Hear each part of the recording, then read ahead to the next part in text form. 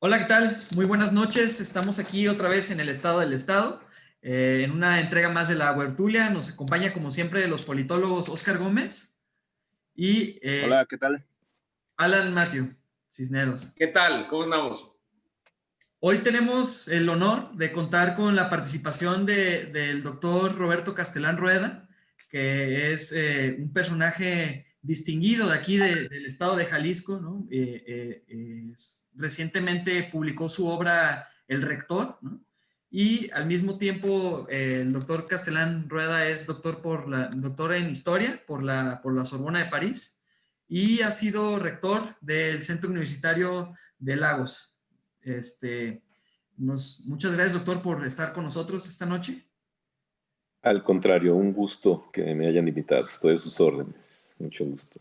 Y aprovechamos que está usted, doctor, para discutir dos temas importantes, pero si quiere abro paso al primer tema, que es el día de hoy, 1 de diciembre.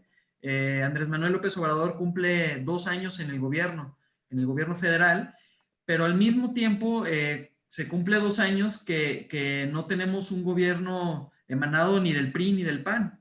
Entonces, esto nos abre el contexto, pues, digo, yo creo que existirá también la oportunidad en este y otros espacios para poder debatir lo que ha sido el gobierno de López Obrador, como también ya ha sido en otras ocasiones, pero en este momento queríamos hablar también de lo que ha sido la oposición en términos generales, ¿no? En ese contexto que engloba esta primera vez, ¿no? Que no gobierna ni el PRI ni el PAN, y bueno, también hablar de todos los demás partidos políticos. Entonces, doctor, pues le agradecemos nuevamente que esté con nosotros.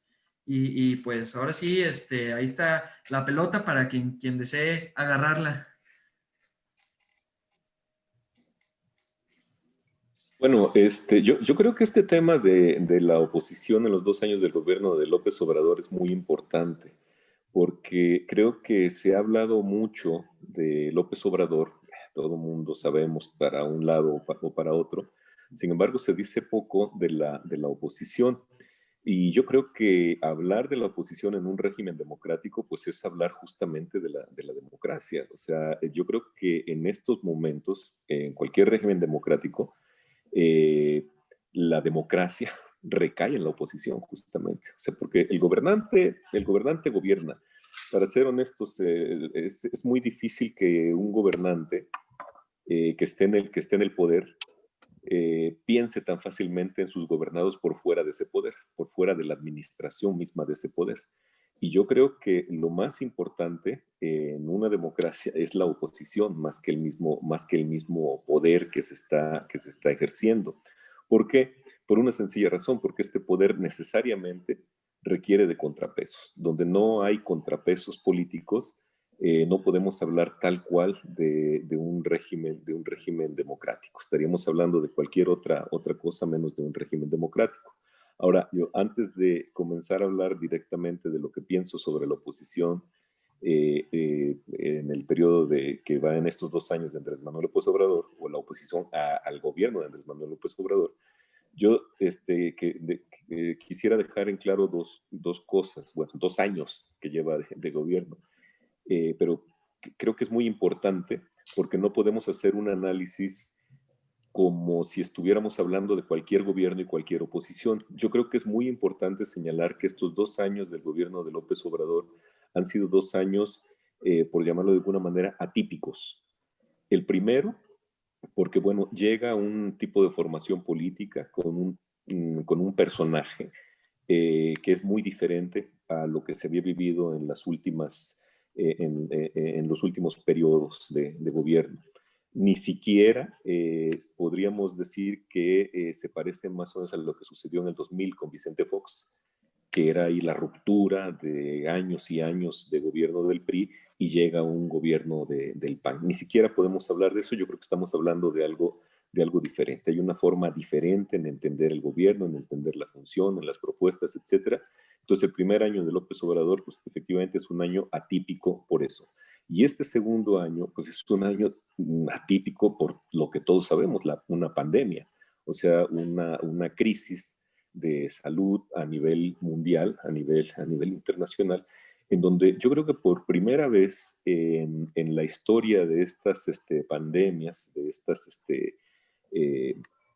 pues grandes enfermedades, está, pero totalmente relacionada con la economía.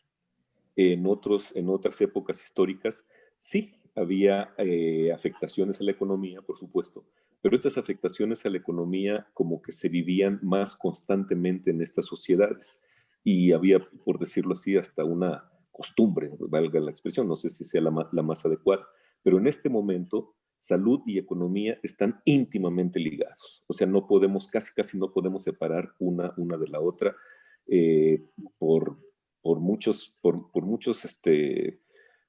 motivos, ¿no? Entonces, yo creo que eso lo hace atípico también. Entonces, no estamos hablando de un gobierno como hablar de un gobierno normal que entra y luego hay una oposición que le reclama cosas y luego sale y cosas así, ¿no? No, estamos hablando de un gobierno que se está ejerciendo y la misma oposición también que está haciendo las cosas en un tiempo totalmente atípico, no solo para el país, sino para toda la humanidad. Digamos que esto es inédito, no se había mostrado algo así en muchísimos años en la historia de la humanidad. Entonces, todo el mundo estamos viviendo como no sabemos hacia dónde está el mejor camino. Lo estamos viendo hasta en este medio de comunicación, que se va la señal, que se va el audio, que no sé qué, o sea, todos estamos como viviendo cosas nuevas. Bueno, yo creo que igual en el ejercicio del gobierno a López Obrador le tocó vivir cosas nuevas y a la oposición también le está tocando vivir cosas nuevas. No sé, Alan, me daba la impresión que querías comentar algo. Sí, bastantes cosas por el profundo análisis que desarrollabas, doctor, porque la verdad es que hay cuestiones atípicas, digamos, en México por este nuevo régimen de gobierno. Yo lo diría de tal magnitud, es un nuevo régimen en donde no nada más hubo una alternancia, sino un cambio profundo en la manera de entender los asuntos públicos. Y eso involucra bastantes digamos, cambios sociales en donde uno tiene que tener una relación diferente con el poder y de entenderlo. Y el poder tiene una relación diferente de relacionarse con los ciudadanos. Y eso trae transformaciones muy profundas. Y después hay un año, coincido, atípico, este segundo año en donde nadie en todo el mundo se esperaba una pandemia de tales magnitudes. Recordamos la de 1918, la gripe española, una muy profunda. Recordamos a lo mejor temas como el sarampión, la viruela, la más reciente quizá, la de la influenza del 2019, pues, pero que no tuvo unas características tan, digamos, con efectos tan devastadores a nivel mundial, sobre todo por el tema de la letalidad, sobre todo por el tema de del alto contagio que tiene este virus, y que evidentemente lleva a cambiar nuestros hábitos de comportamiento social, pero también un gobierno de la República que reacciona de manera diferente. Recordemos que México es el cuarto lugar en tasa de contagios, en letalidad, en número de muertes. Llevamos el 10% de letalidad, por supuesto, porque aquí no hacemos tantas pruebas, lo hablábamos en el Estado del Estado en otro programa, en una emisión anterior, pero a lo que voy es, sí, tiene situaciones muy atípicas este gobierno, pero también este gobierno tiene muchos, digamos, asuntos que objetivamente podemos criticarle y que podemos acusarle. Y uno de ellos es el mal manejo de la pandemia comparado con otros países en donde también tuvieron esa misma situación atípica. Creo que la oposición se ha visto lenta, se ha visto como las placas tectónicas que difícilmente tras años, o sea, van lentos, van con reacciones lentas. Vemos que al segundo año ya se están viendo y se están perfilando algunos actores políticos importantes para disputarle como decía Gramsci, la disputa por el discurso hegemónico a este gobierno, a este régimen nuevo, y lo que también vemos es que es una oposición que, si bien ya está lenta en este segundo año, ya se está agrupando, ya se está organizando. Vemos lo de la Alianza Federalista, vemos lo de algunos partidos políticos que están diciendo yo quiero ser, guardar mi identidad más allá de una coalición. Vemos otras coaliciones que eran impensables anteriormente, como la del PRI y del PAN, que se están configurando digamos, vemos que la oposición está reaccionando, pero de acuerdo a las acciones en primera instancia del gobierno federal. Y lo que vemos es que la pandemia no sé si vino a fortalecer más al discurso del gobierno, del régimen, o si la pandemia vino en términos políticos a fortalecer o a darle una apertura a una oposición que si no ocurría pandemia, no existía la oposición. Es algo muy interesante a analizar en cuanto a lo político. Y yo lo que diría es, finalmente, para ver si alguien quiere hacer uso de la voz, es, ¿hay oposición finalmente tras este segundo año de gobierno o seguimos bajo el mismo esquema de el discurso del 52% de aprobación con el resto de oposición fragmentada? ¿Cómo la ven, amigos, amigas? Escuchan. No, bueno, bueno, antes de nada le agradezco al doctor, para mí es un placer que podamos estar charlando. Yo abonaría mi crítica en dos sentidos, tanto para el gobierno como para la oposición. Bien nos dice Pasquino que ningún gobierno debe pedir a la oposición que lo deje gobernar, sino que debe demostrarle que sabe gobernar, ¿no? Y en este caso hemos visto cómo utiliza su herramienta de la mañanera para atacar y tratar de apagar esos fuegos antes incluso de que le revivan, ¿no? Vimos que el Frena no se llamaba Frena, sino que se llamaba BOA en aquellos tiempos, ¿no? O México sí, de Claudio X González.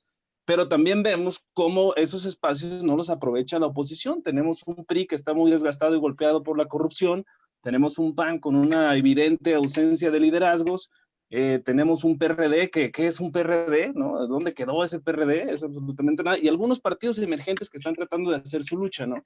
Pero vemos que no es una cuestión circunstancial. Creo que se une este fenómeno de la crisis de legitimidad de los partidos políticos y a eso súmele todavía la pandemia. Entonces, no se ha podido capitalizar ni por un lado ni por otro oportunidades o espacios de oportunidad que tendrían para utilizarlo a manera de generar una rentabilidad electoral por las dos partes. Yo no creo que Morena esté haciendo el mejor trabajo, pero evidentemente pues no tiene mucho enfrente como para preocuparse de más, ¿no? La oposición no ha sabido capitalizar y en todos sus intentos pues terminan legitimando un discurso de buenos contra malos que en vez de hacer una propuesta que sea viable, ¿no? Pero no sé, ¿tú qué piensas, Bretón? Bueno, pues yo lo que veo es que en términos de régimen, pues seguimos igual, ¿no? Sí hubo una transición muy importante y el régimen democrático sí se ha puesto un poco en duda, pero lo que sí puntualizaría yo, no sé si ustedes estén de acuerdo, es que la oposición tiene una especie o padece una enfermedad que es la López Obradorcitis, ¿no? ¿Por qué? Durante 15 años, diría yo, no desde el 2006, sino ya incluso 3 años más atrás, desde el 2003, cuando López Obrador todavía era jefe de gobierno de la Ciudad de México, este país se acostumbró a que la oposición fuera López Obrador y eso lo vimos muy fuertemente a partir de 2006 y lo vimos también, sobre todo en 2012, ¿no? Y encontramos como la única voz cantante de la oposición, o por lo menos la voz más fuerte, la de López Obrador, un personaje que todo este tiempo no ostentó ningún cargo político, ¿no? O sea, no fue el legislador, ¿no? Y aún así su carisma le dio para llegar con esa contundencia en 2018 y como que en los primeros 2 años, que es el momento actual en que nos encontramos ahorita, en los primeros 2 años de gobierno de López Obrador, lo que yo encuentro es una especie como de vacío medio extraño en el cual ya no existe esa figura de oposición y entonces la oposición lo que procura hacer es, o por lo menos ahora lo que está intentando hacer, veo yo, es tratar de parecérselo un poco, ¿no? Vemos a una Naya que hoy en día sale ya hasta un poco progresista, ¿no? Con sus videos en contra de la desigualdad, ¿no? Vemos a un grupo de gobernadores que ya le toman la palabra y ya están a favor de hacer consultas, ¿no? Entonces, no se nos haga extraño que en un futuro algún otro político empiece a hacer mañaneras, porque aparentemente esa es la fórmula que pues hoy en día mantiene a la población con mucha aprobación, porque hoy llega un gobierno, ¿no? Que tiene muchas carencias, que tiene muchas dificultades, pero al mismo tiempo tiene cerca del 60% de aprobación y entonces cuando la lógica quizás de los analistas hay de sentido. 60. Sí. ¿Cuál es la fuente? Son 4 encuestas del Sí, Financiero, de Reforma, Reforma, de María de las Heras y la que cita Riva Palacio, que es la que llama encuesta de encuestas. Sí. Yo no estaría tan seguro de Son cinco fuentes. ¿Perdón? 5 fuentes. Yo no estaría tan seguro de esos datos, honestamente. No vamos a hablar de quién tiene sus propios datos, ¿no? Pero, ¿qué opina usted acerca de esta aprobación, de esta configuración, doctor? Díganos. Bueno, mira, de entrada, hay algo que lo pone, yo leo mucho a la oposición, o sea, más que a los que alaban al régimen de López Obrador, leo mucho a la oposición. Me aburro horrores porque no tienen nada que decir y perdieron inteligencia. Mira, por ejemplo, Riva Palacio y esta señora Denise Merker eran personas, digamos, con análisis medianamente inteligentes. Ahora, cuando tú ves hablar a Denise Merker, tienes que checar primero que sus datos sean válidos, sean certeros, porque da palos de ciego. Y Riva Palacios se quedó en el antiguo esquema en donde se sentaba a desayunar, a comer o a cenar con algún oficial mayor, subsecretario, y le filtraban información. Cuando se ve sin ese tipo de información, ya no desarrollan la inteligencia que podrían estar o que desarrollaban en otras circunstancias. Entonces, la oposición, la verdad, está completamente perdida. Y hoy Riva Palacio, en los primeros párrafos de un artículo, que habla precisamente de esto que estábamos hablando, simplemente manifiesta que no puede ser, o sea, que ellos están ahorita completamente extrañados de que después de todo lo que se haya dicho, todas las críticas que las firmamos y decimos que son válidas hacia el gobierno de López Obrador, mantenga una proporción muy alta de aceptación todavía. O sea, digamos que no ha bajado absolutamente para nada la aceptación con la que fue electo presidente. ¿Qué quiere decir esto? Pues habría que hacer un análisis muy a fondo. Fíjate nada más lo reducido del análisis de una persona como Riva Palacio. Él plantea que no entiende esto y empieza a señalar que se cayó el Producto Interno Bruto, que no sé qué, todo lo que se señala, todo de lo que se nutre Facebook. Dice ahí, pasó esto y esto otro, ¿no? Y luego dice que eso se debe a que López Obrador pues ha regalado dinero, o sea, ha repartido dinero por todos lados, y a que la inteligencia emocional de la gente se puso del lado de López Obrador. O sea, son incapaces de hacer un análisis. O sea, el problema, y yo sugeriría aguas con eso, hacer crítica es lo más fácil del mundo. Ahorita lo han criticado por su manera de vestir. Hacer crítica, eso lo hace, nos tomamos un café y decimos a quién criticamos y criticamos. Hacer análisis es muy difícil y es lo que ya le falta a la oposición. O sea, un análisis, entre comillas, como el que nos hace Broso o como el que nos hace Riva Palacio, que fíjense lo delicado de esto, ya casi están equiparados. O sea, ya no puedes ver una diferencia entre un Broso, un Riva Palacio o un Cayo de Hacha o lo que sea. O sea, todos están exactamente en el mismo discurso, ya para entrando en el tema de la oposición. Entonces, un discurso o un análisis, entrecomillado, como el que hace Riva Palacio, no le sirve para nada a la democracia, porque luego él plantea algo que dijeron ya alguna vez de Lázaro Cárdenas. Dice, López Obrador, pues es un hombre de intuición, de una gran intuición, pero completamente falto de inteligencia. ¿A qué te lleva eso? El inteligente soy yo. ¿Por qué? Porque este señor que nos está gobernando dice, falta de inteligencia para entender a México, para entender el mundo y para entender el contexto. Dices, entonces el inteligente soy yo. ¿Por qué? Porque todos los otros, puede ser 60%, 50, o 30, o 20, bueno, 30 no, porque está mucho más arriba, pero todas esas personas simplemente se dejan guiar por su inteligencia emocional. Imagínate dónde necesita estar una persona parada para decir, este es un tonto que no tiene inteligencia y estos son unos tontos que no tienen inteligencia. O sea, el único que reparte la inteligencia soy yo. Bueno, de eso está permeado todo el discurso de la oposición y eso es muy lamentable porque una democracia, lo decía en un principio, se forma, iba a decir requiere, pero yo creo que una democracia se forma, está hecha de la oposición, de lo, Claro. de lo que pueda aportar la oposición al ejercicio del poder, que es justamente una idea de contrapesos y de equilibrio. Mientras nosotros tengamos una oposición que todavía está resentida, que todavía no cree que aquel que estuvieron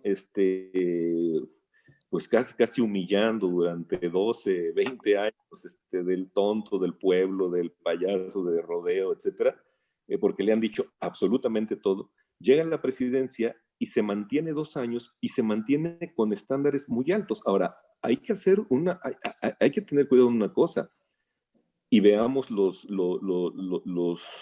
números en otros países. No hay un solo gobernante que esté saliendo ileso de la pandemia.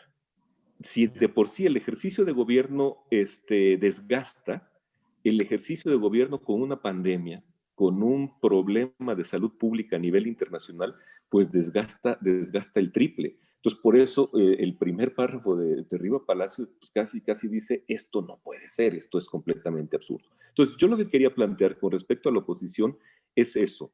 La oposición tiene que empezar a trabajar como oposición y no simple y sencillamente como crítica al poder que está establecido actualmente, al poder presidencial. Son dos cosas completamente diferentes. Porque ¿de qué queremos, no, de qué queremos criticar al peje? Hombre, nos da tela todos los días, nomás hay que levantarnos temprano. A las 7 de la mañana prendemos ahí y lo que diga es criticable hasta el fondo. Bueno, y nos divertimos y hacemos chistes. Fíjense nada más, hoy estaba pensando eso de la oposición. Nos levantamos con todos los periódicos, con todas las encuestas, diciendo que el señor está, vamos a ponerle para no exagerarle, que está arriba del 50 y tantos %, del 55 para arriba. Ninguna puede bajar del 55, o sea, anda del 55 para arriba. Yo, oposición, me preocuparía y empezaría a plantear, a ver, ¿qué está pasando aquí? ¿Qué hace la oposición? Oigan, ya estamos en Dinamarca. Claro. La oposición lo que sabe hacer hasta ahorita es corajes y memes. Y no se ha puesto a hacer planes o sea, a decir, yo soy diferente a este gobierno por esto. Porque mira, hay una cosa, perdón si me estoy extendiendo, pero hay una cosa muy importante con respecto a la oposición. La oposición tiene que ofrecerte una opción diferente a la de gobierno. Si no, no eres oposición. Y vuelvo a la mismo. El convertirte en una caja de repetición de los errores del presidente en las mañaneras, eso no te hace oposición. Los errores del presidente, por más que sean enormes, muchísimos, todos, de ahí no vas a construir un plan de trabajo. De ahí no vas a sacar nada para ofrecerle a la gente. Ahora, una cosa que la oposición no se ha dado cuenta también, o no quiere darse cuenta también, es que la mayoría de la gente votamos para que no siguiera lo que venía hasta ahora. Independientemente de si esté gobernando bien o esté gobernando mal, no queríamos que estuviera lo que había. Bueno, y ahorita la oposición, lamentablemente, son los mismos rostros, las mismas voces, las mismas críticas, los mismos analistas, los mismos payasos, los mismos actores. A Pati Navidad la pones ahorita aquí y vete 10 años después y decía lo mismo. A Lili Telles también. Entonces, dices, a ver, la oposición tiene que ser más inteligente para poder ofrecer algo que diga, híjole, pues de veras, vámonos con esta oposición. Mira, Alan, tú dijiste una cosa muy, muy curiosa, lo de la junta entre PRI y PAN. Le están dando, y él lo dijo, toda la razón al peje. O sea, ahí está el PRIAN.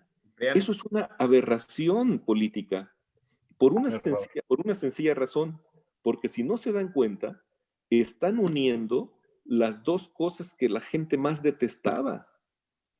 O sea, están haciendo una alianza Esa alianza no se tendría que permitir, ellos mismos no la tendrían que permitir. ¿Qué es lo que tendrían que hacer ellos? ¿Qué es lo que le critican a López Obrador? Un autoritarismo, un totalitarismo, cerrazón, antidemocracia, etcétera. Bueno, todo eso se resume en pluralidad democrática. ¿La democracia es plural o no es? Entonces, si tú como oposición, lejos de promover la pluralidad democrática para enfrentar al monstruo, Significa. cortas la pluralidad democrática y dices, vamos juntando todas nuestras miserias, todas nuestras vergüenzas, para enfrentar, pues López Obrador se ríe.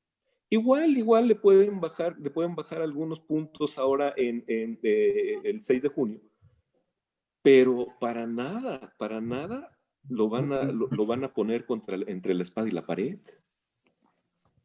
No, cuando mucho le quitan la mayoría calificada, pero no creo que le quiten la mayoría, jamás. Y yo, mira, la verdad, honestamente, yo me asombré de los porcentajes de popularidad, que como dice alguien, quién sabe dónde salieron. Sí. Yo me asombré, porque si sigue con esos grados de popularidad, en los próximos 6 meses, ¿cuántos puntos le pueden bajar? Claro, que también Morena no es el presidente. Ah, no, esa es otra cosa. Es Y también el presidente debería encabezar la oposición, porque el presidente, cada que habla la puede regar, pero eso la oposición no lo ha sabido para nada capitalizar. Hablando en términos de números y números que aquí se han planteado, el Mitofsky, el primer tracking, la primera muestra que nos enseña, donde tenía el 62% de aprobación Andrés Manuel, la primera en noviembre del 2018, de 62% de positivos, digámosle, y 34.7% de negativos. Se mantiene hasta, según esta misma encuesta, inicios de la pandemia, donde cae la aprobación de López Obrador a 52% negativo, 47.8% positivos. A partir de la pandemia empieza a subir y ahorita nos encontramos con un 58% positivos, 41% negativos. ¿Qué es lo que se alcanza a vislumbrar respecto de estos números? Es que sí mantuvo un primer año muy positivo, se atraviesa va cayendo ligeramente, se atraviesa la pandemia y vuelve a subir de acuerdo a diferentes circunstancias que podemos o no analizar. Y fíjate, perdón, y fíjate, Mitofsky. Sí, claro, Mitofsky. Históricamente en contra de López Obrador, ¿no? Habíamos dicho. Exactamente. Ahora, el tema es, le cayó como anillo al dedo la pandemia. Yo creo que si utilizamos las encuestas como factor de análisis, yo creo que sí. El tema es cómo la oposición no ha sabido reaccionar a esto. Y lo menciona usted bastante bien, doctor.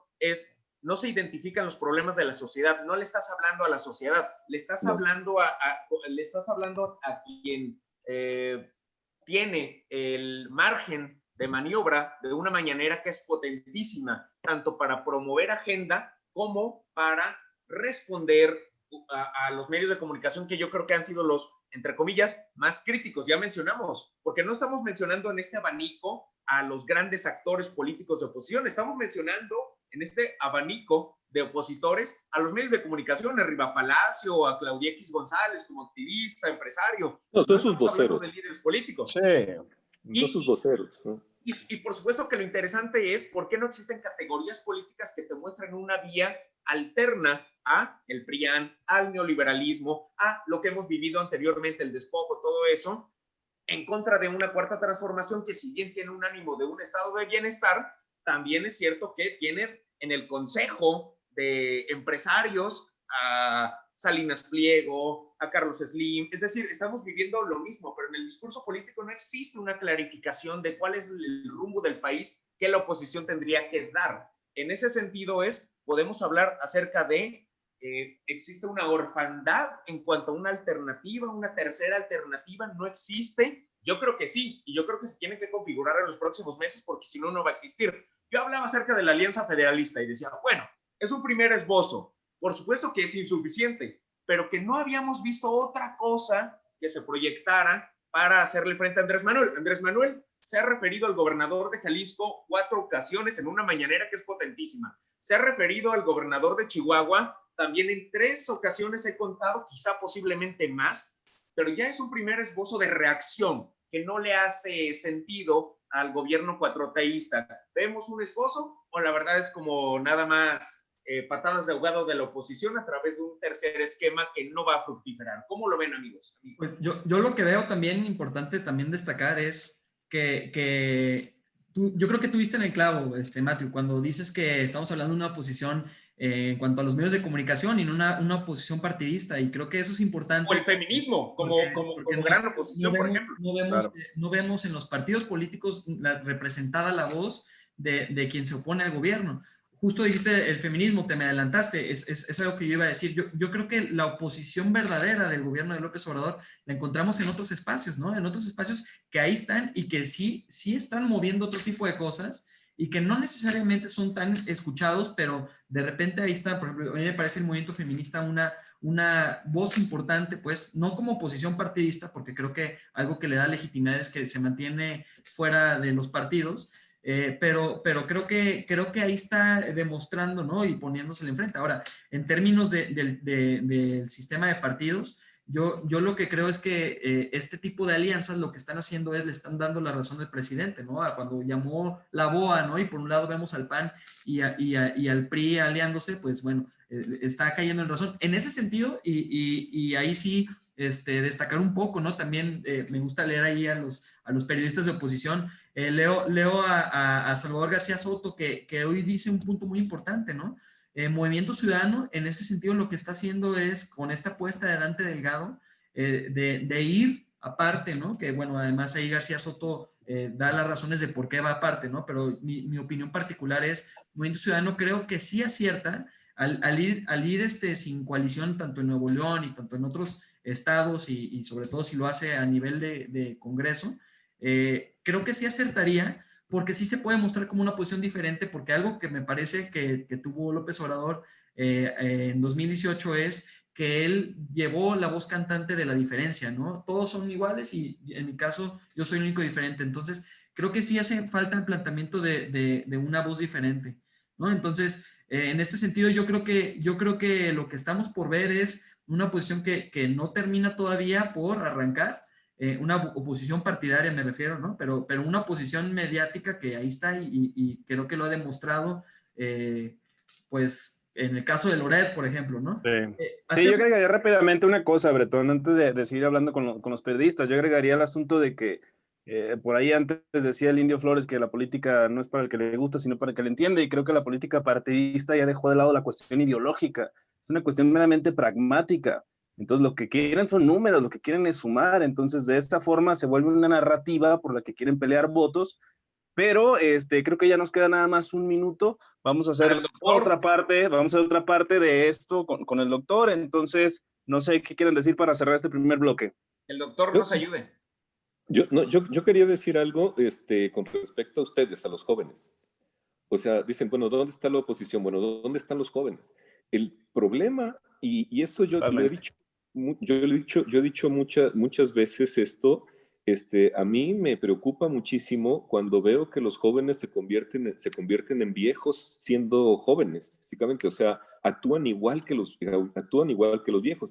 Y lo decía curiosamente hace muchos años a un grupo de amigos, específicamente que acompañaron o que estaban muy cerca del gobierno de este muchacho que fue gobernador, de Aristóteles Sandoval. O sea, una cosa es ser joven